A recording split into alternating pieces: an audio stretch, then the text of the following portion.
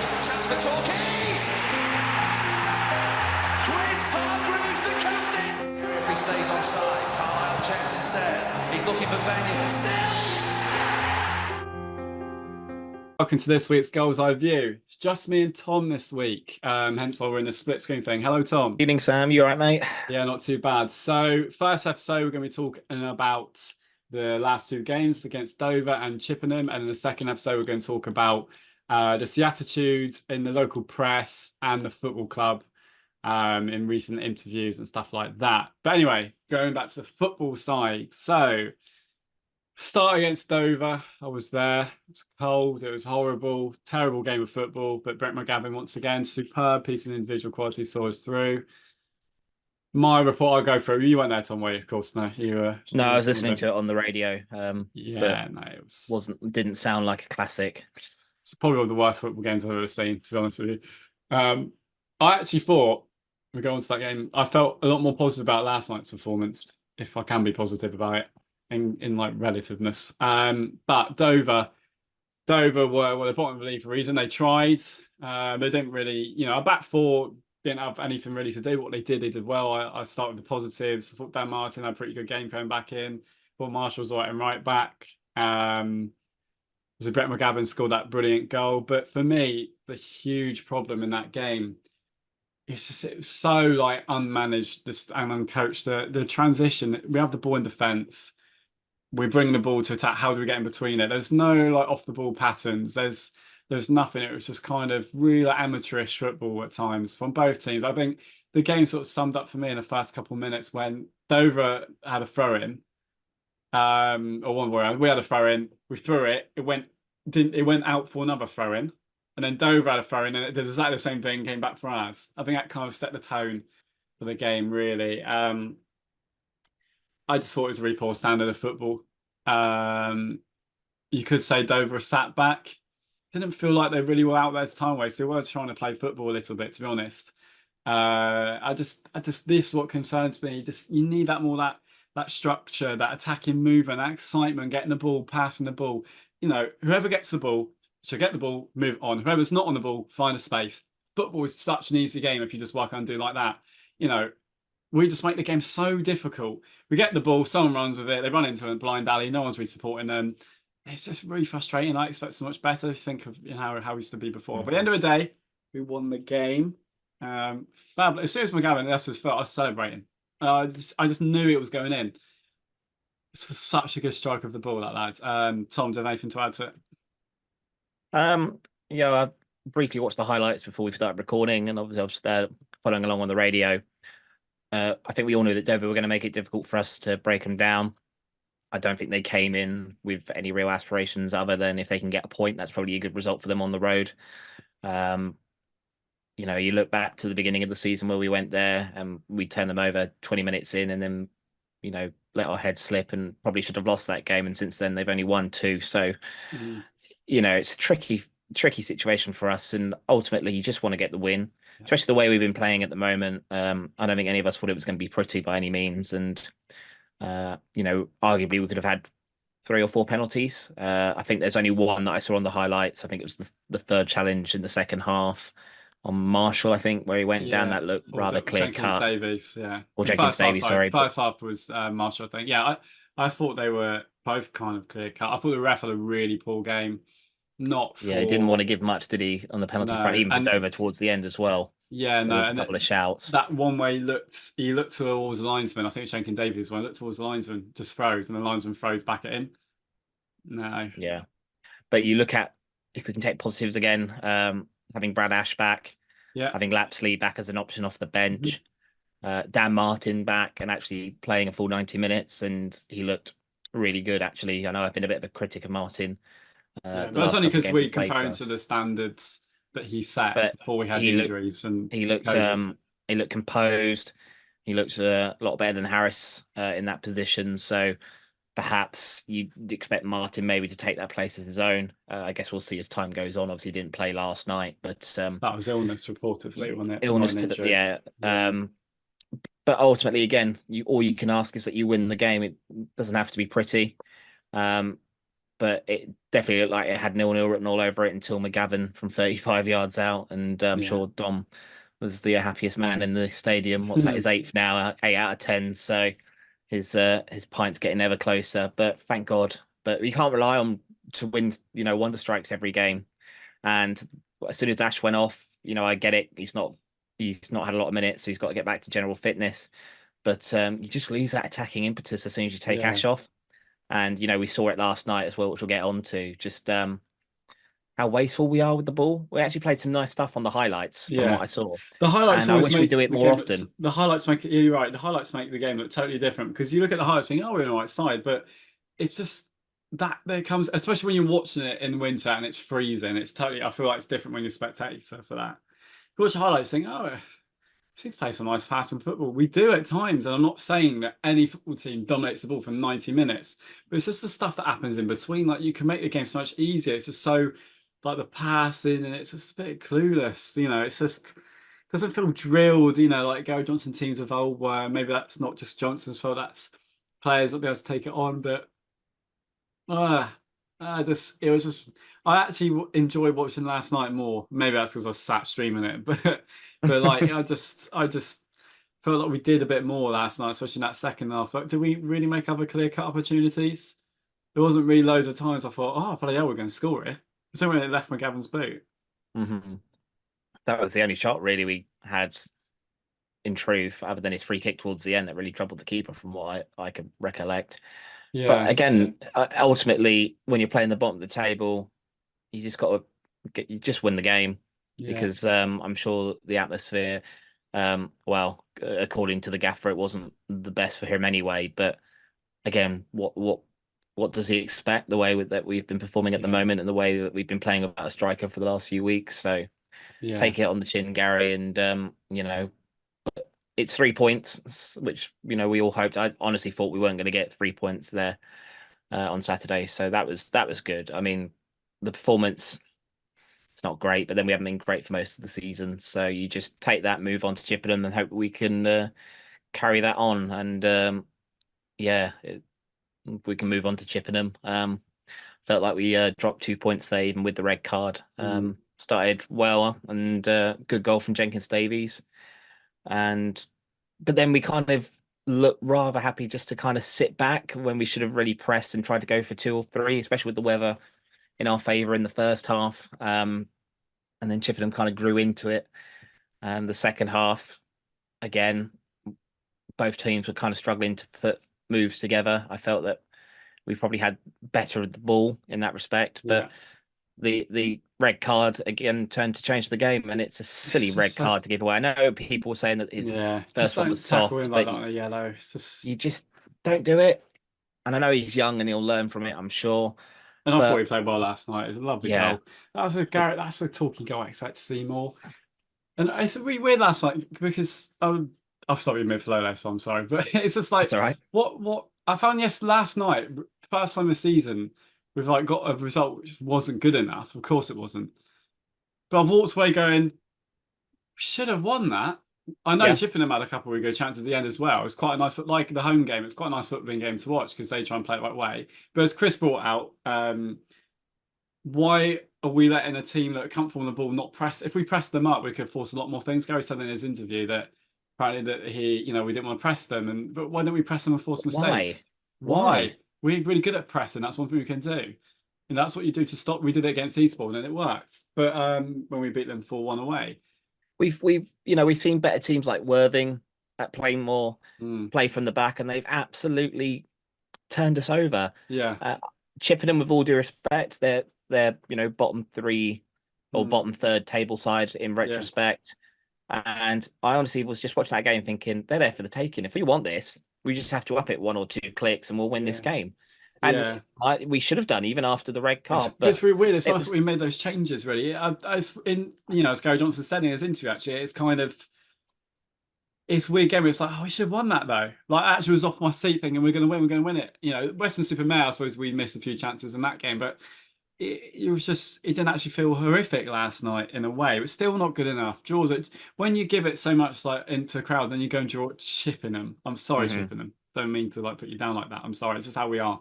But like, it's like yeah, nah, not keen. Yeah, no, I agree. But it was that as soon as like Will Jenkins-Davis was sent off, that 3 minutes from when he was sent off, there was what was going on? There was no organization at the back. Everyone, it was just chaotic. It was almost panic stations until they scored. And you just don't expect that with again, you don't expect it with a Gary Johnson side. You expect us to be somewhat organized and to be able to kind of Yeah, reset and that go goal right. was just panic. But it's a terrible goal to concede. It's just yeah. And then yeah, they had a couple of decent chances, but towards the last 5-10 minutes, we were the better team. And if we had a striker on the pitch, we probably would have won that game. Archer took too long with his shot, which deflected onto the crossbar. He had another strike and fell to Collins 6 yards out, and he's missed it. It's been blocked on the line. Oh, it's very frustrating. It's so frustrating. But again, it comes down to the fact that we haven't fully replaced Jarvis since he was injured back in late September, early October. We didn't have a plan for it either. You know, I know you don't aim to lose your main striker, but we had 2 strikers for most of the season. And you play 2 up front. How do you think it's going to go? If you have a 1-striker formation, you have 3 strikers. End of. You know, you build your squad properly. That 3rd striker might not be the best striker in the world, but you know you can find a bit of a raw gem there somewhere.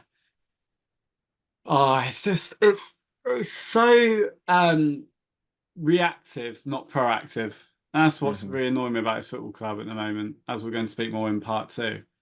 But I get so I suppose I guess in the industry I work in, it's kind of like you're working with people and getting the best out of people and finding potential, and that's what I really like doing. I hate seeing things where it's like the same mistakes, and like I just feel like he's you know, these players, the staff around the club just don't see that kind of show that attitude. It just feels like that. And to be honest, sometimes that's not down to the ability of the staff. You just need new things to like start that. Yeah. Same conversations every week, so I don't know what to do anymore. But again, you know, in tricky conditions, mind you, we actually played some really good football at times. I was really impressed. And I just don't understand why we don't. Why haven't we done that more? But then we get it to Ash and we go long to Ash, and he's not a target man. He's better suited, you know, feeding off scraps from the likes, you know, when Jarvis is on the pitch, who apparently, according to some, reckons he's still 3 or 4 weeks away. Feels like he's been 3 or 4 weeks away for the last 2 months. Yeah. We need him back so soon. But even then, we haven't, you know, been setting it alight. But don't start long balling it to him. Honestly, just play that pass and move. Get it, you know, play nice football, get it down the wings, and then you can put it in a box and cross it if you want. That's fine. Put your long ball into the box, cause a bit of havoc. We can work a few intricate things. So you put low crosses in, they cause panic. I'm all for this sort of corridor of uncertainty football. But that isn't long balling aimlessly. That's working it, getting, you know, the opposition worried what they're going to do next. And eventually, you know, when I know we have better players in that sense then, with all due respect, but when like Gary Johnson's first couple of years at the club, a lot of the goals you go, just always seems to fall in the right place and we get a goal eventually. And that's not an accident. Good teams don't accidentally get all the luck. Good teams put the ball in the right places a good amount of time with enough quality on the ball in, which we never seem to get in from our wingers a lot of the time. And then it will start falling in the right places.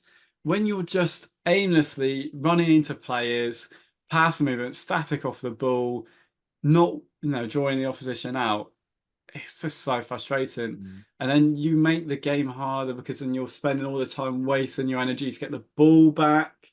And then when you do get it, you're lethargic. I'll be amiss if I don't say about Dylan De Silva as well. He just cannot cross a football into the box properly. He's such an infuriating player to watch at the moment. Because he can be unbelievable out of nowhere. And then he just has no consistency. He just runs into blind alleys so much. But again, it's the potential. I scream it every week. There's potential in this squad to do so well, and I just think this squad should be about 3rd or 4th. It's not an incredible squad. It's a poorly assembled squad. We all know that, but they could be performing and playing better. Like when they just right, De Silva might not have best delivery at the moment. Right, so what do?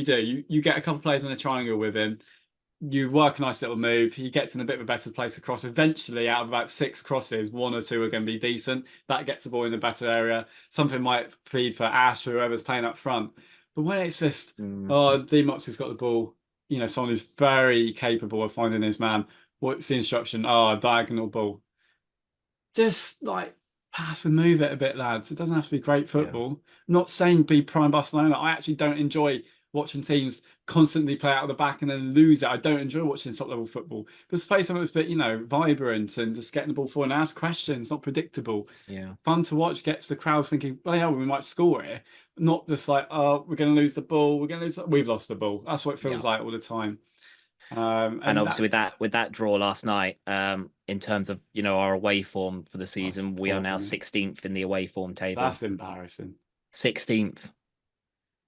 It's ridiculous. I mean, of course, the home form's fine, second, but again, it highlights if we are to get promoted this season, how vitally important it is that we finish second.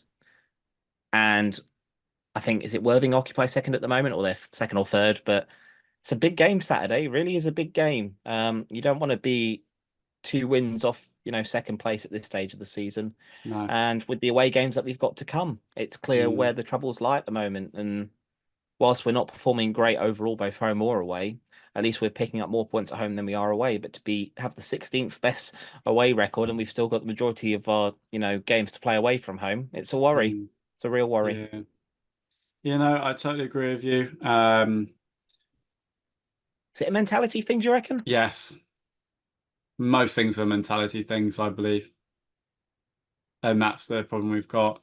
You start to change things. I mean, we should be so much better. Like, we should have won the game last night. But I don't know. It just stinks. There's problems there. I don't know if it's travel I don't know whether because they pick Gary Johnson up on the way, or there's something there. Something just doesn't work. It doesn't look right when players turn up. I watched when I went to Western-super-Mare. I watched the players. Something just didn't look right. It wasn't this like vibrant sort of thing around the players. It was very much a mundane. Oh, we're here, buddy. We're at Western-super-Mare. It's raining. Just something to me. Use that as motivation. Use that as motivation. Yeah. Oh, don't we're hit play. No, again, no disrespect to any of these teams, and again, we deserve to be where we are this season. But put it into a positive, right? We're playing at these small grounds. Let's show them that we're the big boys, and let's prove a point that we're not going to be. And playing all we need to do is get an early goal, a bit of momentum. Your fans are behind you. We've got a great set of fans, like most football clubs up and down this country. Kudos to anyone who went last night in those conditions. They looked like 150, 160, which. I don't want to discredit the support, but you'd think it'd be a lot higher than that. But again, I guess it's the end of the month. The football's not great. Weather's not great. So if it's on National League TV, you can watch it on National League TV if you want.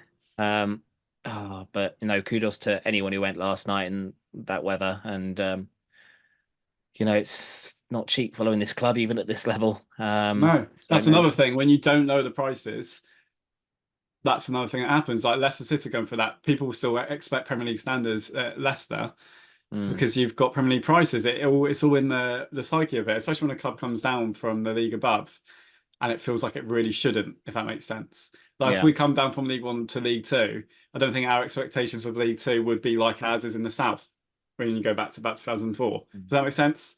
Yeah, no, absolutely. So.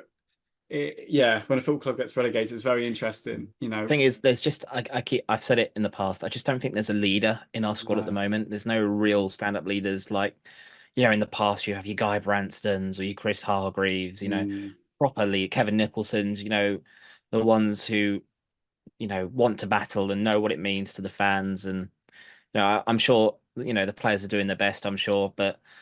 They're just not a great. They're not a great bunch, in terms of their footballing ability. But then I guess that's why they're playing in the National League South. But when they see, what was the attendance? 650 yesterday, and there must have been 150, 200 Torquay there. I mean, got to get yourself up for it, lads. You really have. We want to be behind you, and we will support this club until our dying breath. But again, as I'll bring up in the next episode, standards are high this season, and and there was a reason. It just feels like it's when it was marketed for it. So just feels like such a wasted opportunity this season. Really get some fresh, vibrant energy and just momentum back in the football club. No, it's just the same as usual, just worse. And we go on to one of my local clubs, Worthing, for the weekend.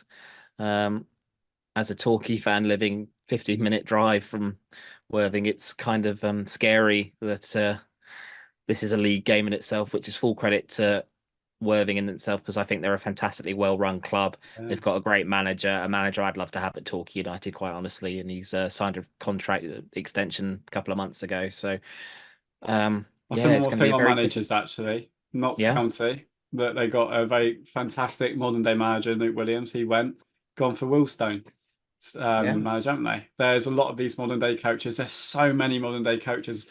And look at Plymouth even as well. They kind of come from different backgrounds to how they used to, really. So many modern day coaches will thrive at Torquay. We love this opportunity. With the psychology, working with young players, they're used to it. Modern ideas, the modernize, make the most of limited budgets. So, Football. Sometimes that football can be quite naive at times at this level. Of course, we had that with Chris Hargreaves, but I think there's just better examples now where there's a lot of fantastic young, and we're being overtaken, and it's so frustrating because this football club could be so good. And there's a lot of buzz for this game on the weekend. It's segregated. They're expecting a very high crowd. They reckon they might break 2,000, like they did when they played the Oval. So, and I imagine we'll travel well in numbers. It's a new ground for many. It's not too far for the London-based goals to go to, really. It's a decent little setup at Worthing, 4G. Grounds a little bit on the basic side, but obviously they've come up from the Isthmian League upwards, and they are looking as a club to get into the National League, and I'm sure they've got Football League aspirations. It'll certainly be difficult on Saturday. And I just hope we put on a better show than we did earlier in the season than we did in August, because if we play like that, we'll be turned over. 100%. And we sat with an I 3-5-2, which I don't believe we're going to, because the fullback's been better defensively in some ways recently. But well, thanks, Tom, for joining in the first episode. We've actually already recorded the second episode because we felt like we wanted to get it off our minds. What do you reckon for Saturday, Swanee? 2-0 Worthing. 3-1 Worthing. I just think without Jarvis still fit and a couple of others out on the 4G as well, they're a very good side. I hope I'm wrong. But I hope I'm proving wrong. I'll be there over the weekend with my mates. So thanks for watching this episode, and hopefully you enjoy the second episode. It's been a difficult one to do because we're not one to like conflict and being like, and there's not really any conflicts in there. We just want to see better standards and a better mentality from those who are writing about our football club, and also, just who are in charge of it. So we all want the same thing. We all want success for the football club. We all want promotion for the football club. We don't want to be anti anything at this football club. No, I'm sick of being moaning. I'm sick of moaning. You wouldn't think that, but I'm sick of moaning. But one thing that you'll always get from us viewers is honesty, whether it's positive, negative, whether you agree with us or not. We're going to give you honest content, and that will never change at Talkie Talk. One Honesty United. That doesn't work. That's the hashtag. Right, see you in a bit. Here's Hargreaves, chance for Torquay. Chris Hargreaves, the captain. If he stays onside, Carlisle checks instead. He's looking for Benyon. Sells.